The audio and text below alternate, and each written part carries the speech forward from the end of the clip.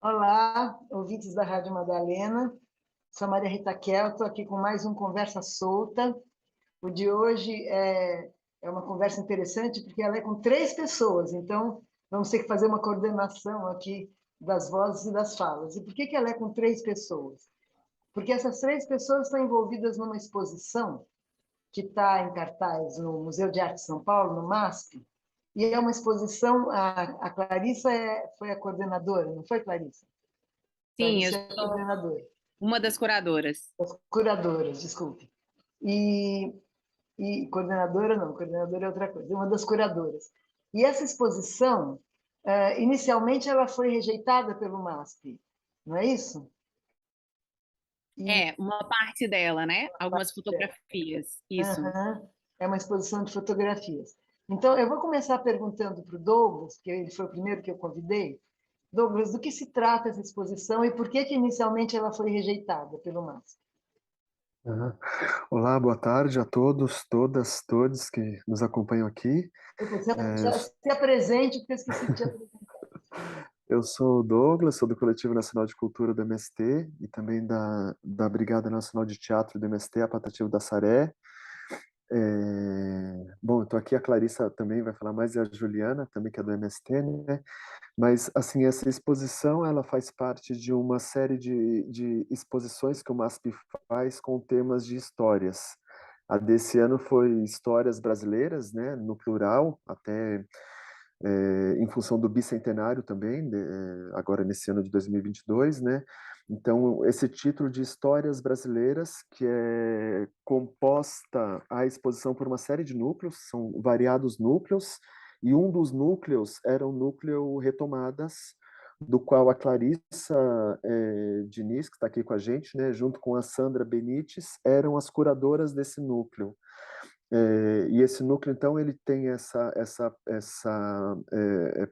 Clarissa pode até falar um pouco melhor, essa pluralidade de perspectivas de retomadas, né? Retomadas das vozes, dos corpos, mas também, e com um peso muito grande, a retomada da terra, dos territórios, né?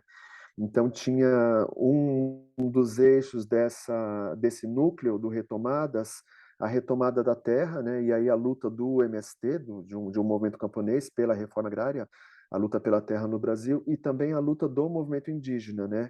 Então, acho que é importante destacar a Sandra também como uma das primeiras curadoras indígenas a contribuir no MASP, né? Então, esse núcleo trazia também fotos, entre os materiais que foram vetados inicialmente, né? Estavam essas fotos do MST e fotos da luta indígena. Foram 6 fotografias que foram vetadas, né? Mas esse núcleo incluía ainda outros materiais, como cartazes do MST, algumas outras fotos, documentos históricos. Então, o tipo de documento, de objeto exposto ali era bem variado, né? E o cerceamento aconteceu em torno dessas fotos, dessas 6 fotos que representavam a luta indígena e a do MST, né? Só queria que você, que ficou para trás, mas quando você fala do MST, da luta pela terra, etc., eu acho que eu já entrevistei o Stedley nesse programa, né? Mas para Uhum. quem não conhece o MST, ou para quem não viu a entrevista do Stedley, por favor, explica qual é a política de retomada e que tipo de terras, quer dizer, muitas pessoas acham que estão ali numa terra produtiva e o MST vai chegar lá e vai invadir e vai tomar. Né? Sim. Então fica uma espécie de Uhum. demonização do MST. Então, por favor, Uhum. explica isso, embora não tenha a ver diretamente com a exposição. Sim, sim. Assim, o movimento ele surge oficialmente, digamos assim, em 1984, quando é feito o primeiro encontro nacional fundacional do MST, né? É, mas que já era resultado de uma série de lutas, de ocupações que vinham acontecendo desde o final dos anos 70 e início dos anos 80. Então, o movimento é fundado em 84 e logo naquele momento ali, só um segundinho, Mauro. Eu vou só desligar o negócio aqui para não ficar fazendo ruído sonoro. Aí o Mauro vai editar depois Não, e aqui tira. não está fazendo. Ah, para vocês não aparecem? Ah, Nem então está ótimo. É fazendo. só para mim, então, tá bom. Menos mal. Então, retomando, o movimento ele é criado oficialmente, digamos assim, em 84, né, fruto dessas várias lutas de poceiros, camponeses, de diferentes regiões do Brasil. E um dos dos pontos fundamentais da luta pela terra era e que pauta o movimento, o MST, é a ocupação das terras improdutivas, das chamadas terras improdutivas. Isso que aparece na Constituição brasileira. Tem uma série de artigos, mais especificamente os artigos 184, 185 e 186 da Constituição, que legislam sobre a situação fundiária no Brasil, tanto terras para camponeses, comunidades tradicionais e também indígenas, né?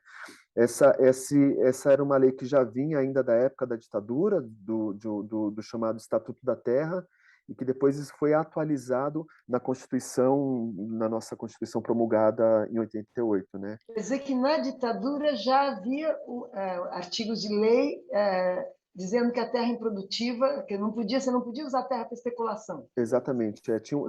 Havia uma série de legislações sobre isso, né? Todas elas com certas limites, defasagens, que via desde a época da passagem do Brasil colônia para, a princípio, monarquia, né? Na independência do Brasil, depois na República, e aí tinha uma que era o Estatuto de Terras, que tinha sido ainda promulgado nos anos 60 ainda, que era um termo de muito debate também, né?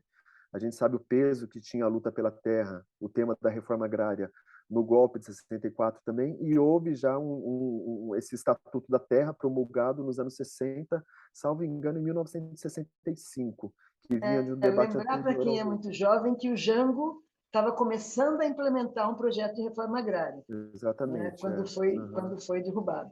Exatamente, o famoso discurso lá na Central do Brasil, né? Uma das medidas de reformas de base que ele chamava era a reforma agrária, né? Então, desde essa época já tinha uma legislação que foi atualizada na Constituição, na nossa última Constituição, né? Então a ação do MST, ela parte do Estatuto Jurídico, parte da Constituição brasileira, a ocupação de terra parte de um quadro jurídico no qual essas terras deveriam ser destinadas à reforma agrária. A ocupação de terra é um ato de denúncia, é um ato para tornar pública a irregularidade, o problema dessa terra, desse território, né? Que inclui aí tanto os índices a chamada terra improdutiva, uma produtividade que é medida ainda pelos índices dos anos 70, que é o parâmetro que eles utilizam, um índice que não foi atualizado, o que significa que uma atualização desses índices hoje aumentaria ainda muito mais o número de terras improdutivas e outras condições também, né, como utilização de trabalho escravo, questão também de utilização de terras para cultivo de psicotrópicos, né, que são chamados, né, também um tipo de produção proibida no Brasil. Então, tem essas medidas que legislam que regularizam, que classificam uma terra improdutiva ou passível de reforma agrária. Ela pode até ser produtiva, mas com trabalho escravo, por exemplo, né? Claro. Ou utilizada para especulação financeira, outras irregularidades. Tá, isso é só uma abertura para quem ainda não ouviu ou não ouviu, por exemplo, a entrevista do Stedley 2 anos atrás, porque desmonta completamente essa ideia que o MST é um bando de bandido tentando roubar a terra dos outros, né? Legitima o trabalho do MST de acordo com a lei, né? Agora, eu não sei se você ou a Clarice ou a Juliana querem responder. Me diga um pouco como é que é o trabalho de cultura no MST, porque para quem pensa que o MST só tem um trabalho político, né, de fato, de ocupar a terra improdutiva e lutar por isso, tem um forte trabalho de cultura. Você gostaria de falar, ou uma das meninas gostaria de falar? Talvez quer começar, Ju, A Clarissa? Juliana quer falar. Eu posso complementar depois, Ju. Uhum. Não, eu acho que nesse tópico é o Douglas que Ah, tá. quem tem que falar, né? Então vai, Passa a Douglas. palavra. Eu Tá, eu acho que começo tem que ter essa introdução. Depois eu espero sim. fazer mais perguntas para vocês, né? Aí a gente comunica. Bom, acho que como você falou, né, Maria Rita, o movimento é muito pouco conhecido, né? Apesar de ele estar numa certa evidência recentemente, por uma série de fatores, principalmente pela produção, né? Todas as campanhas que a gente fez de doação de alimentos, a atuação que a gente teve no período da pandemia, isso isso deu uma projeção para um movimento muito grande, né? Mas Aham. a atuação que a gente tem é numa série de aspectos, de âmbitos, né? Que a gente compreende, inclusive a reforma agrária, não somente como acesso à terra, mas a criação de condições para a vida no campo, que inclui uma série de dimensões, né? A educação, são milhares de escolas que existem nos territórios do MST, né? São mais de 2.000 escolas. A Aliás, gente eu conseguiu te umas... conheci a MST através da maior das escolas, que é a Escola Nacional Florestan Fernandes, né? Sim, aham. Isso sem contar as escolas de formação, os centros de formação, né? Na própria produção, né? A produção orgânica, na comunicação, na saúde, enfim, tem uma série de atuações da MST, né? E a dimensão cultural também ela é uma dimensão presente no MST desde o início, né? Assim, tanto a compreensão tem um entendimento mais amplo, mais geral do movimento, de entender o próprio processo organizativo, o próprio movimento social, a própria participação em um movimento social como uma dimensão cultural, como uma Uhum. experiência cultural, que a gente estabelece a partir da nossa prática organizativa uma outra relação cultural, né? São outras referências culturais que se constituem no nosso cotidiano, no nosso próprio concepção de modo de organização, né? É, e essa dimensão, então tem uma dimensão ampla que é essa compreensão do próprio movimento como um movimento cultural. É, tem uma compreensão também, uma dimensão também que é a dimensão cultural da relação com a terra e com a natureza, né? Assim, a própria terra e os desdobramentos da vida na terra, tanto a produção, mas uma série de outras relações com a natureza, com a terra, que constituem também é, uma dimensão cultural do nosso projeto, uma compreensão dessa dimensão cultural do MST, né? E mais recentemente, com isso que a gente vem chamando, com essa proposição que a gente vem desenvolvendo, defendendo, do que a gente vem chamando de uma reforma agrária popular, a compreensão de que a natureza, como um bem comum, como os bens da natureza, né? E o entendimento disso também como algo que vai para além dos povos que vivem diretamente da terra, camponeses ou indígenas, mas a compreensão do significado disso para a sobrevivência do planeta, da humanidade, né? Tanto com impactos de mudanças climáticas quanto modelo alimentar, né? E, por fim, eu acho que teria ainda na esfera cultural da MST toda a produção artística, né?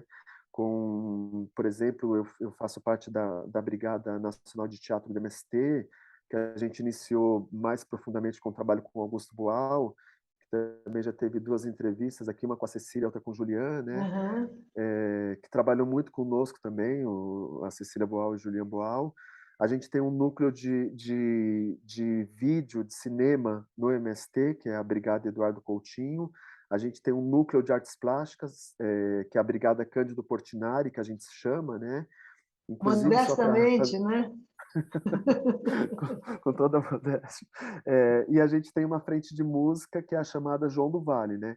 Então tem uma produção amplíssima, além de, como atesta também, a gente pode ver na exposição no Histórias Brasileiras, uma grande produção fotográfica do MST também, né? De vários fotógrafos que trabalham conosco, fotógrafas, e também de militantes do MST que são fotógrafas também, né?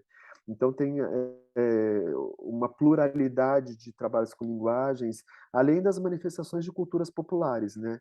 Dezenas de grupos de cultura popular das mais variadas tipos de produção, artesanato, música, uma série de expressões da cultura popular também, né? Aí já estamos entrando no tema da nossa exposição, não é? No MASP. Né? O MST tem, agora eu não sei se a Clarice ou a Juliana gostariam de responder. O MST, desculpa, eu falei indiferentemente de vocês, é que eu não conheço vocês, não sei quem é mais íntima de um tema ou de outro, tá? O Douglas eu conheço há mais tempo. O MST tem uma prática nas reuniões, nas ações, que se chama a mística, não é?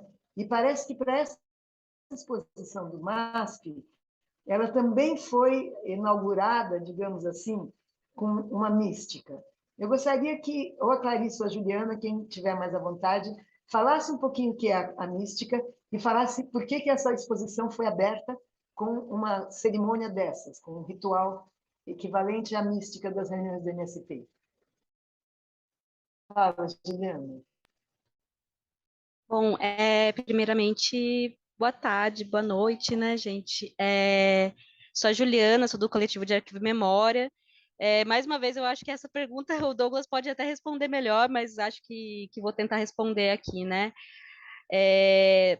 Bom, eu acho que para a gente falar um pouco da mística, né, eu acho que a gente tem que voltar um pouco em torno da mobilização que foi em torno do Histórias Brasileiras e do Núcleo Retomadas, né, para as pessoas entenderem mais ou menos.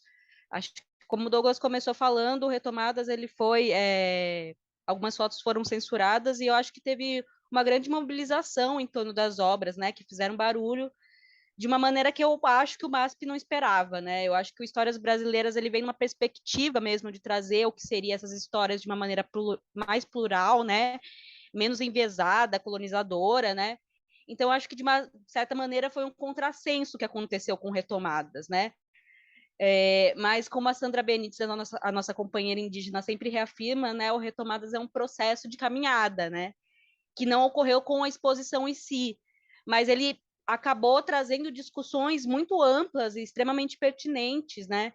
Principalmente nesse momento do bicentenário da independência que o Douglas já explicitou, né? Acho que também a gente tem que falar de um momento de disputa de narrativas pela direita, inclusive, né? E também a gente começou a refletir um pouco, né, qual que seria o nosso lugar como movimento sem terra, né, como sujeito sem terra e também como classe trabalhadora nesses espaços culturais como o MASP. Então, para além das obras, né, além das obras que depois, com a grande mobilização, inclusive mediação da Clarice, da Sandra, que foram retomadas na exposição, né, então o núcleo Retomadas voltou a fazer parte da exposição, a gente falou, não, mas a gente quer ocupar mesmo o MASP, né, de outra maneira também, né, não só as obras que representam nós, né, mas como sujeitos históricos mesmo nesse processo extremamente importante. Então, através de uma mobilização, né, que foi uma mobilização até um pouco, né, complexa, né, que Douglas esteve envolvido, Clarissa muito envolvida, né, toda a parte da nossa brigada e de companheiros e companheiras, nós quisemos fazer uma ação mesmo e começar a vernissagem, que é um espaço extremamente elitista, né, um espaço para poucos, né, trazendo a presença mesmo do movimento sem terra com nossos corpos, com as nossas simbologias, né, cantando nossas músicas, declamando nossos poemas. Então, eu acho que isso também faz parte da exposição, né? Isso é Não mística, só né, Juliana? isso Isso é a é mística. mística, Acho que, enfim, né, a mística é uma coisa que é muito difícil de você falar em si o que ela é, né? Ela é muito mais sentida, mas é esse momento de não só celebração, mas também de contestação, né? E eu acho que foi as duas coisas. Foi o momento de celebração da gente ter reconquistado o direito de um espaço que é nosso, né? E também de contestar o que teria acontecido, de reflexão. Então, acho que foi um momento extremamente importante e histórico para o movimento e para o próprio MASP, né? Claro, sem dúvida. E entre essas obras, tem uma que talvez seja mais falada até que as outras, que tem uma referência, talvez a Clarissa possa falar disso. É uma obra que tem uma referência que ela lembra o quadro Retirantes do Portinari. Não sei se chama Retirantes agora. Me corrija, Clarissa, se eu estiver errado. Como é que é essa obra? Você conseguiu descrever um pouquinho, assim, claro, nós não temos imagem aqui, mas se você quiser falar É, dela. será a fotografia do André Vilaron? Será que deve ser ela, talvez? Com as Sei. mulheres? Não sei. Isso. Acho Tem que a é. obra O Retirantes mesmo do Portinari, né? É, Tem a própria obra que está bem Ah, ao tem a lado obra do. lá. Tem a ah, obra, que está tem. Eu bem ao lembrava que eu lado. tinha visto, mas achei que eu estava fazendo confusão. Não, tem a obra mesmo, é. Uhum. Aham. Do próprio Portinari, né? Qual é essa outra que você lembrou, Clarice? Não, talvez fosse a fotografia do André Vilaron. É que a obra de Portinari, salvo engano, ela está num núcleo chamado Territórios, né, que é um núcleo que antecede Isso. Retomadas, e que é um núcleo que, na exposição Histórias Brasileiras, apresenta a temática, né, do território, assim. De fato, a obra de Portinari é emblemática, né, e meio que virou ícone dos processos migratórios, né, da ideia do êxodo, né, enfim, Uhum. enfim, da ideia mesmo do retirante, que foi uma obra também que tem um papel importante na construção de imaginários que a gente sabe que também são bastante preconceituosos acerca dos nordestinos, né? Acho que essa imagem do nordestino sempre muito miserabilizado, né? Muito faminto, né? É uma obra que os seus personagens são quase mortos, né? São meio Magros, moribundos, muito, uhum, né? quase fantasma. Então, tem esse um pouco desse imaginário da caminhada que é compulsória, né, que é a migração, o êxodo, né, como sendo um processo de miséria, né, de penúria, de vulnerabilidade. E o que eu acho interessante é como Não Oi? é por causa disso que muitos nordestinos saíam? Por Sim, miséria? com Isso não é certeza. preconceito. Não, com certeza tem a miséria, mas certamente a miséria não dá conta da complexidade da existência, né, desses nordestinos, né? Assim, eu acho que muitas vezes enquadrar, né, o nordestino na categoria enfim, do Do retirante. retirante miserável, né? Enfim, quase não mais humano mesmo, né? Esvaziado mesmo assim da sua condição de humanidade. Onde está o preconceito, né? Não na miséria em si, né? E aí o que eu acho que é interessante é como algumas fotografias que estão no núcleo Retomadas e obras também, né? Que estão não só no Retomadas, mas também em outros núcleos da exposição, trazem esse imaginário da caminhada, da marcha, né? Não só como um processo de penúria, né? E de, enfim, de uma, enfim, uma caminhada compulsória, né? Por uma necessidade de sobrevivência, mas a caminhada mesmo como a caminhada que é a luta, né? A marcha pela conquista dos direitos. Então, essa é uma exposição que, no Retomadas e em outros núcleos, as pessoas vão poder ver várias imagens de pessoas andando, caminhando, se deslocando, às vezes por quilômetros e quilômetros, né? Existem várias caminhadas históricas, né, que atravessaram estados, regiões do Brasil, né, para a conquista de direitos, né, para reivindicar processos, enfim, políticos, tal. Então é um pouco essa marcha que é a marcha empoderada, né, com a agência também, com um projeto que interessa também falar sobre, né, e não só essa marcha, digamos assim, que Para vai em fugir busca da miséria. baseada na miséria. Embora eu não considere indigno fugir da miséria. Quer dizer, essas pessoas são tão dignas porque não são elas as responsáveis pela miséria. Não é? Sim, com E, certeza. aliás, vamos lembrar que alguns trechos das transposições do São Francisco, né, que é nos governos Lula, esse quadro de miséria, de seca, de fome no Nordeste mudou muito, né? Também com a Bolsa Família, também com a reforma agrária, etc. Mas a imagem do nordestino retirante, que está realmente do século XX, digamos assim, né? Sim. É uma imagem da metade do século XX, assim, que houve grandes secas, né? A seca a qual se refere o Graciliano Ramos, né? Flagelos muito gigantes, né? Tem essa grande seca, eu acho que é 1870 e algo, né? Assim, essa grande seca do final do século Uhum. XIX, que ficou muito marcada. E vale lembrar também que as secas são muito causadas pelo desmatamento, né? Não que não haja outras secas, mas essa questão do Nordeste virar a região das secas tem a ver com o enorme desmatamento para as plantações de cana, de milho, plantações. O Nordeste tem rios, por exemplo, né? Esses rios só secam porque não tem mais árvores para manter o solo, né? Aí começa a erosão, aí começa a secar os rios. Enfim, eu não sou geóloga nem geógrafa, mas isso é um saber que a gente sabe no Brasil, né? Eu queria que vocês falassem um pouco, então, também, descrevam algumas obras importantes, porque nós somos só rádio aqui, não é? Se cada um de vocês, Douglas, Clarissa e Juliana, lembrar de uma obra que queira descrever, assim, o máximo melhor que der, não tem problema, só para o ouvinte ter uma pequena amostra do que é essa exposição maravilhosa. Douglas. Bom, é difícil escolher uma obra, né? Porque, assim, acho que uma das grandes forças da exposição também é a combinação das obras, né?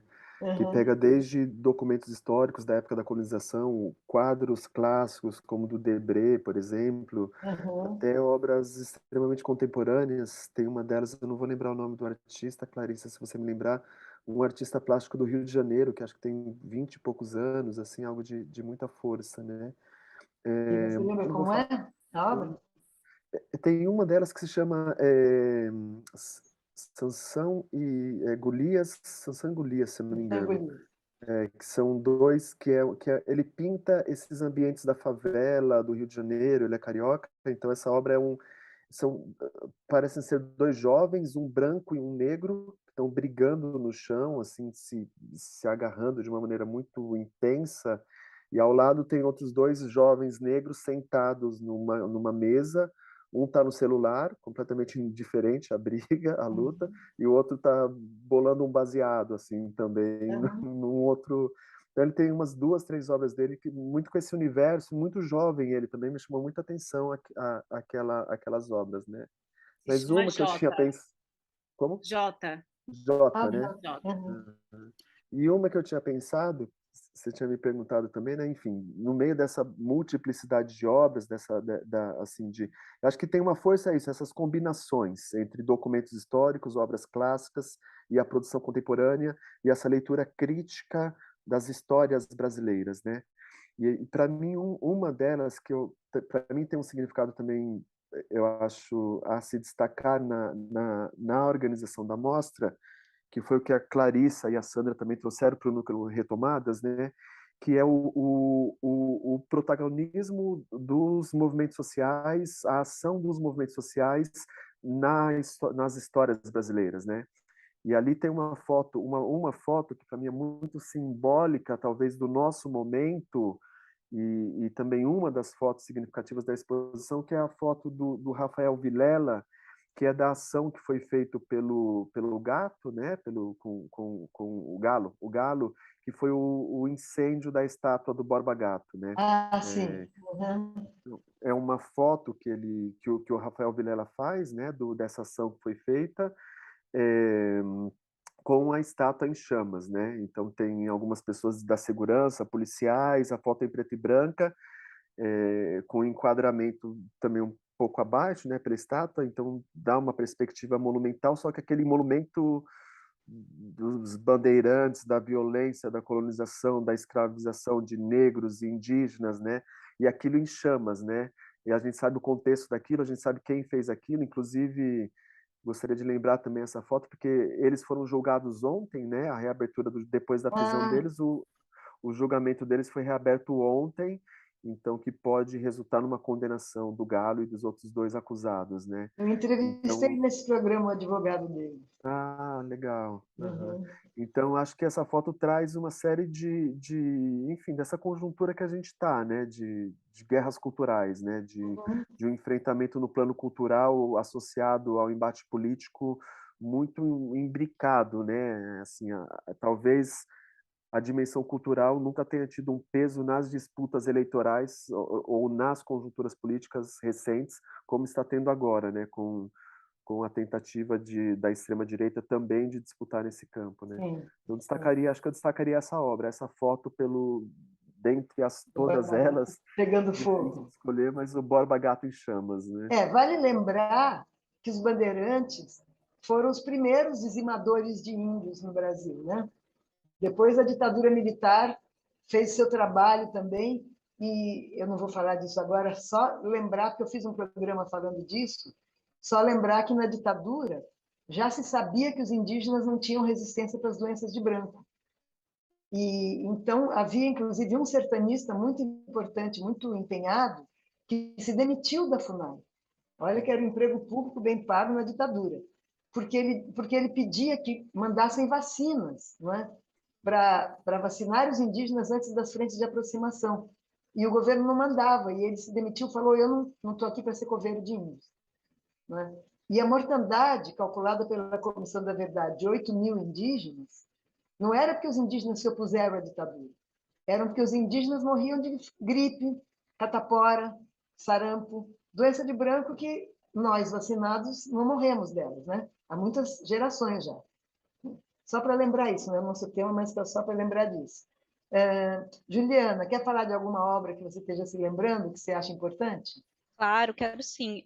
Eu acho que vou puxar a sardinha para o nosso acervo e vou falar um pouco de um painel, porque a história desse painel do segundo congresso, ele é muito interessante. Eu fui atrás da história, né, da autoria, e, na verdade, chegou um depoimento muito interessante de um companheiro mais velho nosso que estava presente nesse segundo Congresso do congresso, né? MST, só para... Esse congresso do MST, né? Ele falou que esse painel, que é o painel do segundo congresso, ele foi pintado numa das primeiras oficinas de arte e cultura do MST, Não é uma né? foto, é uma pintura, né? É uma pintura.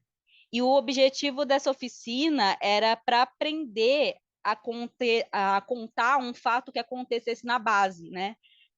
Porque não tinha nem máquina fotográfica, principalmente nos acampamentos, enfim, né?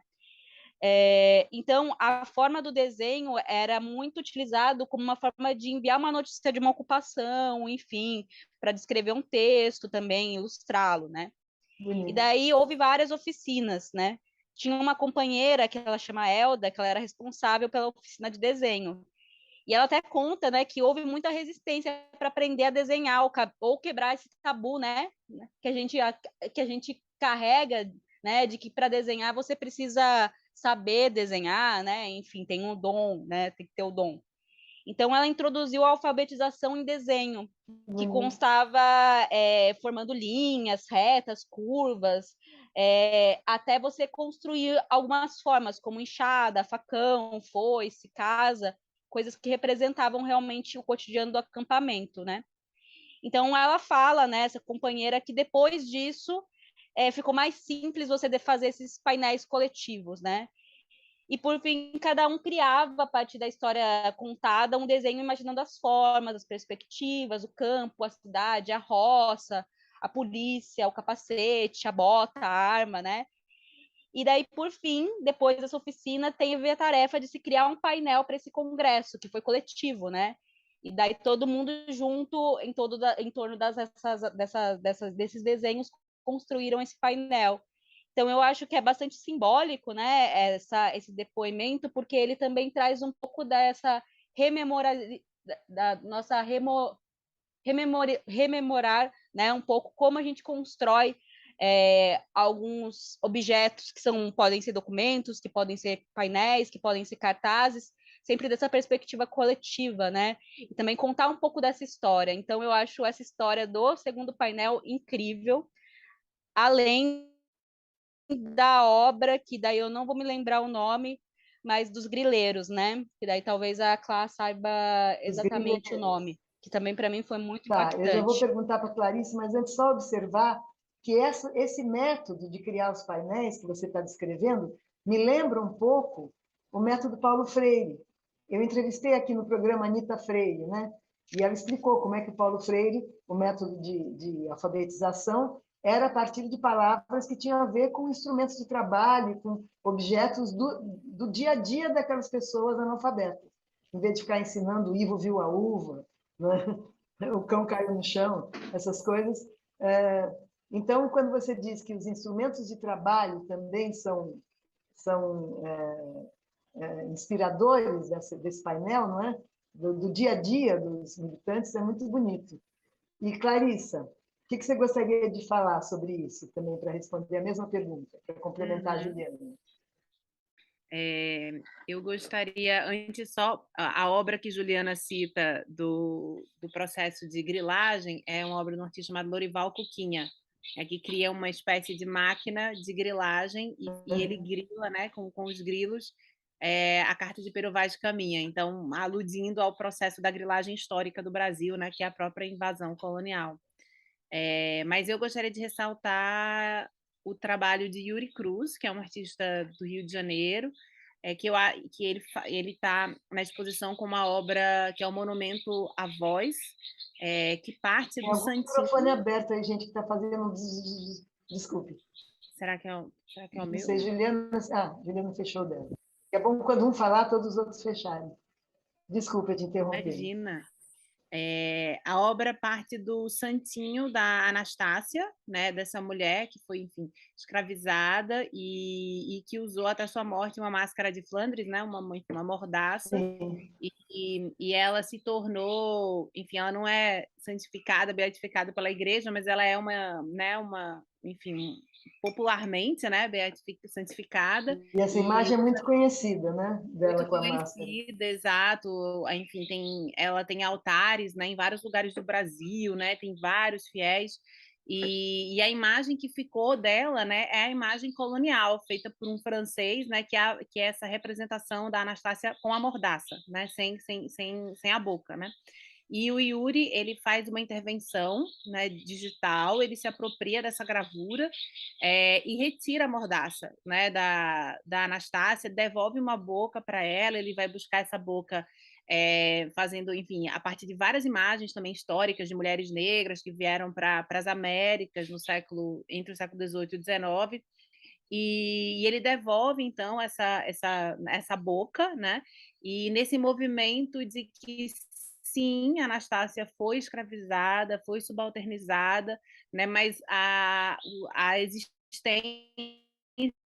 né? E a condição de sujeito dela não, né? Então, portanto, a memória dela também não deve se restringir a essa imagem, né, para sempre dela amordaçada. E ele retira desse desejo de conferir a Anastácia o direito a ter uma imagem que é uma imagem não violada, né, onde ela possa existir de maneira mais plena.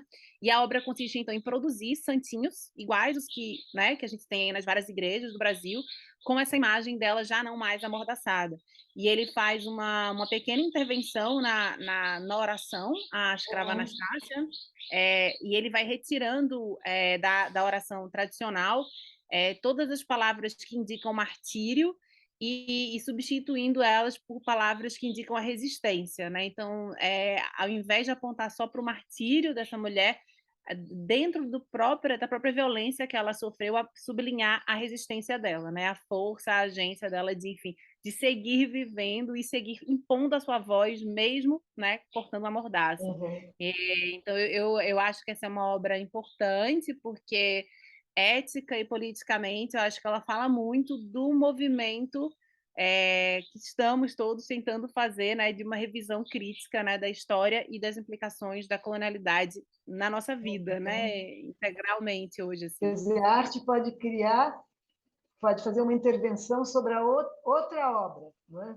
Que representa a opressão, e a arte desfaz a opressão para trazer para os dias onde nós não toleramos mais a opressão. Exato, eu acho que é isso. Tem um outro trabalho que está do lado dessa na exposição, que é uma metralhadora, um fuzil, feito de câmeras fotográficas, que é um Sim. trabalho de um artista muito jovem, que é o Alan Weber, que eu acho que é exatamente isso que você estava falando, Maria. Eu acho que é sobre da tomada de consciência de que as imagens também produzem, não só força, poder, emancipação, mas podem produzir violência também, né? E que a gente também tem, então, muita responsabilidade, né?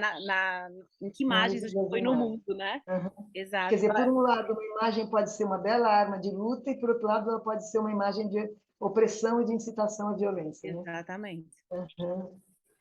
Olha, aqui passa muito rápido, mas eu ainda vou fazer uma pergunta, quem sabe agora para o Douglas. Passa muito rápido assim. A gente tem 40 minutos e quando eu vejo ainda tem coisa e já passamos 40. Mas acho que a gente começou um pouquinho mais tarde, dá para estourar um pouquinho. Então, para terminar, eu queria, Douglas, por favor, que você falasse sobre o filme A Fala da Terra e da referência que tem aí sobre o massacre de Eldorado de Carajás, lembrando um pouco para quem é mais jovem, para quem não acompanhou pelos jornais esse massacre, rapidamente lembrando o que foi, e daí falar um pouquinho do filme, por favor. Você está sem som. Sim, Ah, Bom, o massacre de Eldorado dos Carajás, ele aconteceu no estado do Pará, né, em Eldorado dos Carajás. Era uma marcha que a gente fazia ali, iria até Belém, iria até a capital do estado, uma marcha também, mais uma marcha, né, que a gente estava falando aqui, mais uma dessas caminhadas. marcha do MST. Aham. Tinham milhares de pessoas fazendo essa marcha, e com o governo do PSDB, naquele momento, em 97, no estado, e eles Estado e no país. Né? no estado e no país. E eles, então, bloquearam a marcha e disseram que iam levar alimento para as pessoas que estavam marchando e tal, e chegaram os militares, a polícia, bloquearam a marcha pelos dois lados da rodovia e houve um massacre, né? Assim, saíram atirando e 19 pessoas morreram no momento mesmo, 2 outras morreram um pouco depois, 21 pessoas que Nossa. morreram, né? Isso, digamos que é o que a gente tem de números oficiais, né? Porque quando começou o massacre, as pessoas saíram correndo pelo meio do mato, tentando se salvar como podiam. Desapareceram muitas pessoas que a gente não encontrou depois. Mais de 80 pessoas ficaram feridas, algumas com sequelas ainda hoje, né? Então esse foi um dos maiores massacres que aconteceu no Brasil contra uma organização camponesa. E depois ele ganhou uma dimensão internacional também, né? Ele virou o Dia Internacional de Luta pela Terra da Via Campesina, E é o e dia também, que é o dia 17 de abril, 17 de abril. que é o Uhum. dia do massacre.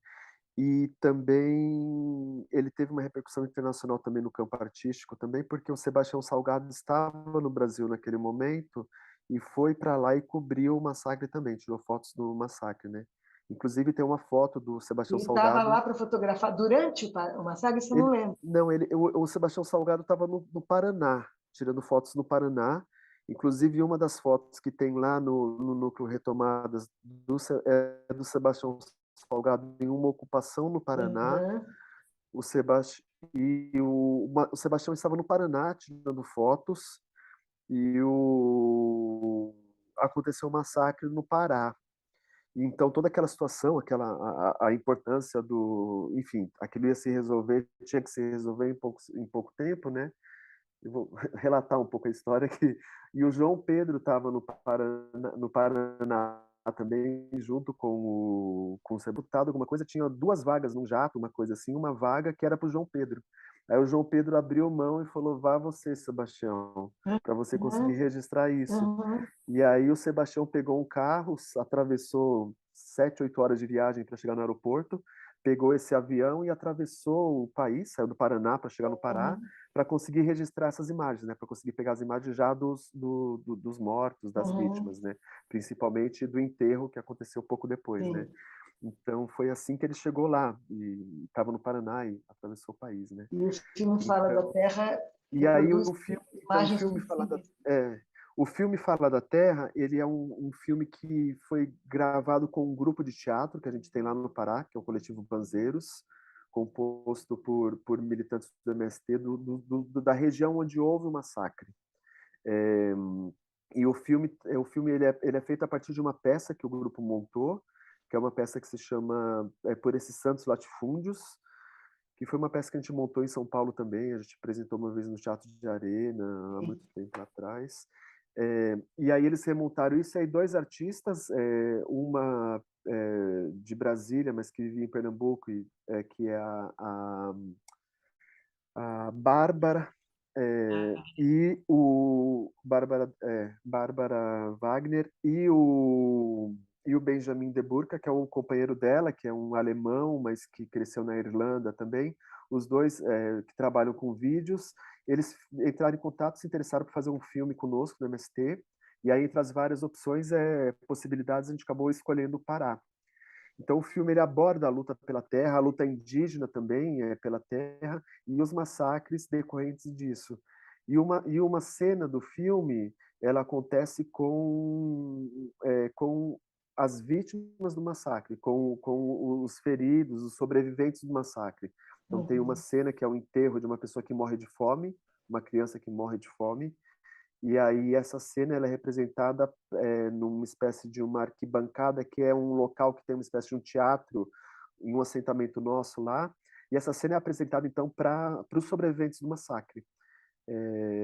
E aí o filme também está em cartaz agora, ele teve uma estreia em Nova York, acho que o mês passado, se eu não me engano, no New York Museum, e aí a estreia no Brasil agora no MASP. E aí foi muito significativo também Você que a sabe estreia do quando filme aqui estreia, foi. Douglas? Desculpa interromper. Você sabe Então, quando estreia? Mas... o filme estreou aqui no MASP justamente no dia da abertura da Mostra da Já Histórias estreou. Brasileiras também. É que eu No não vi o mesmo filme. dia. Uhum. Ele tá em exibição ali também. A sala fica um pouco mais escondida, um pouco mais na sala, na parte de baixo também, né? Mas ele segue em cartaz também ao mesmo tempo, o que para nós foi muito interessante, né? Porque dialoga com a exposição, dialoga com todo o acontecido em torno do Núcleo Retomadas, e também projetos, propostas que a gente tem de continuidade em relação a esse tema da Retomadas também, né? Aí a Ju e a Uhum. Clarissa também talvez possam falar sobre a continuidade desse tema, né? Mas é isso, o filme segue em cartaz lá também. Aí também fica o convite também para quem quiser ver esse filme, que parte dessa montagem teatral que virou cinema, né? E que retoma também parte dessa história nossa, tanto partindo do massacre, mas trazendo temas atuais também, né? Ele termina com referências muito diretas. Não queria falar muito sobre o filme, mas termina com uma das imagens finais, é aquela estátua da liberdade da Havan, Aham, aham. no meio de uma intervenção que a gente faz também trancando a rua, né? Então, só para dar uma ideia de para onde vai também no diálogo com o nosso momento, né, atual. Obrigada, Douglas. A gente tem um Imagina. tempo mais ou menos padrão aqui no programa, que eu sempre estouro um pouquinho, já estou estourando, mas eu também, a gente começou um pouco depois. Então, eu queria pedir só, o Douglas, enfim, considero a minha última pergunta que você foi essa, e gostaria que a Clarissa e a Juliana falassem alguma coisa que queiram falar ainda sobre a exposição. Ah, e até quando ela fica também, sobre a exposição e alguma outra coisa que vocês queiram falar, enfim, não precisa ser só sobre a exposição. Clarissa, o que você É, gostaria de falar para se eu, despedir? eu gostaria de falar, acho que voltando à mística, né, da importância desse gesto, né? Assim, quando a gente começou a conversar com o MASP sobre retomar o Retomadas, né, depois desse, né, processo todo, a gente elaborou algumas propostas que são propostas de reparação diante da violência institucional, né, enfim, que sofremos. E uma das propostas era fazer um ato no vão do MASP. É, e muito sabiamente o MST optou por fazer uma mística dentro do MASP, né? E eu acho que essa escolha de fazer um ato embaixo ou Pessoas ali que fora, estão visitando sem saber o que estava acontecendo. sim, eu acho que essa entrar no museu e marcar nessa presença dentro foi um gesto político muito importante, né? Porque, enfim, os movimentos culturais e sociais populares têm um histórico no Brasil e no mundo de sempre ficar do lado de fora, né? Uhum. Aqui mesmo no Brasil tem o fato icônico de que em 65 a Mangueira ficou do lado de fora do Man do Rio, barrada de entrar, né? Então eu acho que é super bonito dessa história que, diante de todo esse processo, né, de luta, do cancelamento, da retomada, a mística, né, com toda a dimensão ritual que ela tem, tenha se dado dentro do museu. Acho que isso enfim, uma imagem que, para mim, diz muita coisa sobre o que queremos, né, e que instituições gostaríamos também de construir, né, e de Sim. reivindicar, né, É uma por aí. ocupação de um espaço que é de direito de todos e até então vocês não tinham ocupado, né? Juliana, o que você gostaria de dizer para terminar? Acho que, bem como a Clarissa salientou, né, e também acho que agora falar um pouco da nossa campanha, né, do Retomadas, né, é, uma das exigências mesmo da curadoria, né, de Clarissa, de Sandra, em meio a essa reparação histórica da violência institucional, era que o MASP publicasse, né, fizesse uma publicação sobre todos esses debates que ocorreram em torno do Retomadas, né. Esse ponto não foi aceito pelo MASP, então a gente está fazendo uma campanha coletiva via Catarse, né? Acho que Ah, seria muito legal que a gente pudesse falar aqui. Então é www.catarse.me fantástico.